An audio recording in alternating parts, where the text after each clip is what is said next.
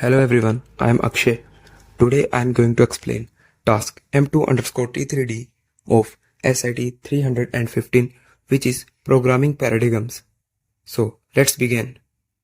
Starting with, let's see that what this task is and what this task wants us to do. So in this task, we have to implement a multi-threaded traffic control monitoring system by using a producer and consumer pattern. We have to use data structures to use thread-to-thread communication and to generate and process the traffic signal data to check the most overloaded traffic lights every hour. So this was all about our task sheet. Now let's take a brief look on my program code. So firstly, I had included all the header files for this code.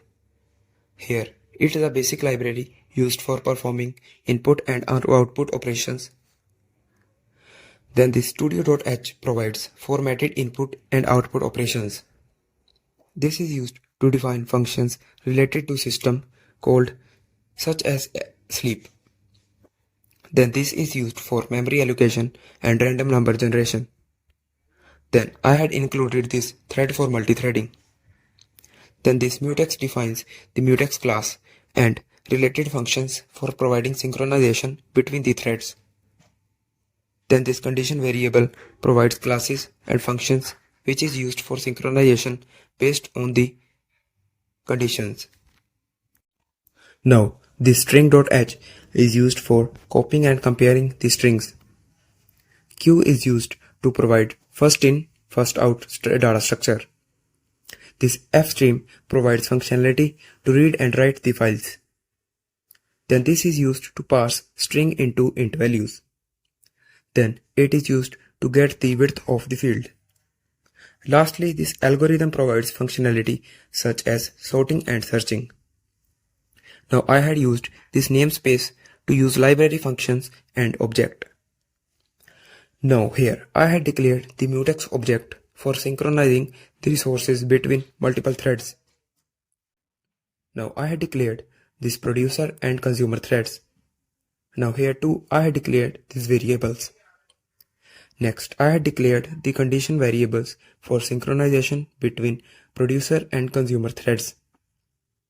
Then these three lines declares the variables and vectors to store the traffic signal data from the file. Next, I had defined the struct to hold information of each traffic signal entry. Then here, I had initialized an array to hold the total number of cars for each traffic lights. Then I had declared this queue to store the traffic data and to hold the current traffic data while processing. Next, in the comparison method, the traffic data is being sorted. Now, if we talk about this producer_data, then it continuously reads the data and pushes it into the queue until the count reaches to the total number of rows of traffic data. Then here in the if loop, if the producer count is less than the total rows, then the traffic signal data will be pushed into the data queue. Will the procedure thread will wait until it is signaled by consumer thread that more data is needed. Next, this unlock function allows other threads to acquire it. Then this consumer_data is used to process the data from queue. As firstly, in while loop, the data is processed continuously from the queue until the consumer count gets equal to the total rows of traffic data. Then next, if the queue is not empty, then the function fetches the oldest element from the queue and stores it into current traffic data variable. Then next, all these statements are used to update the total number of cars for the traffic lights based on the received data from the queue. Next, after processing of data, the front element will be removed from queue. Then, if the queue gets empty, then the consumer thread waits until it is signaled by producer thread that a new data is available. Then here, the traffic lights totals are stored based on the number of cars and gets printed. It updates the congestion levels of each traffic lights at regular intervals. Then after completion of critical section, the lock is released and other threads can acquire it. Now next, this get traffic data method is used to get the traffic data from the data file which I had used. As here we have to enter the file name, then it will execute it. Now next, this open function makes the connection between the data file. If the file gets successfully opened, then this if statement reads it. Then this while loop reads the data from the file and performs the actions. Now lastly, this main function executes the traffic control simulation. Firstly, I had called this get traffic data function to read traffic data from the file. Then I had declared arrays of pthread type to hold the thread IDs of producer and consumer. Then these for loops create producer threads, consumer threads, and this for loop waits for each producer thread to finish execution. And this last for loop waits for consumer thread to finish execution using pthread join function. So this was the brief explanation of my code. Now let's take a brief look on the data file. So here we can see that each line have a record of index, timestamp, traffic light ID and number of cars, in which the index is the unique ID of each record. The timestamp is the time at which the data is recorded. The traffic light ID is the ID of traffic light. And lastly, the number of cars are those cars that are passed by traffic lights at that timestamp.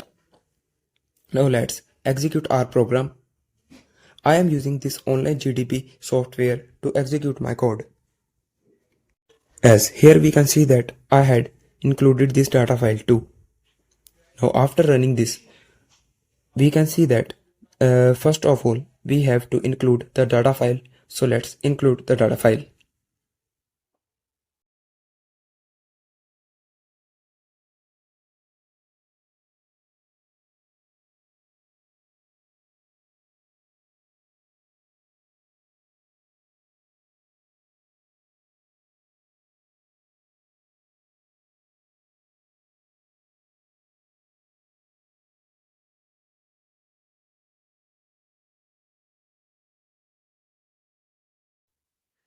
Now, as we can see that after including this data file, the execution is started.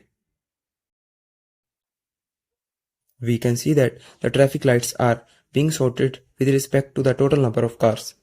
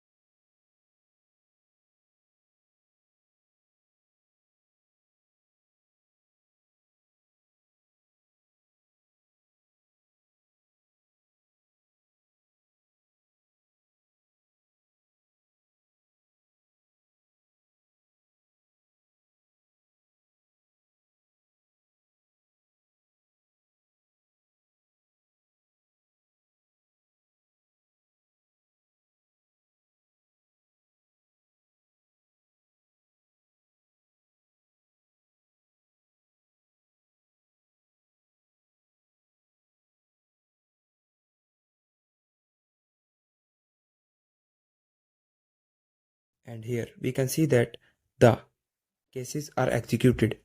So this was all about this task M2_T3D. Thank you.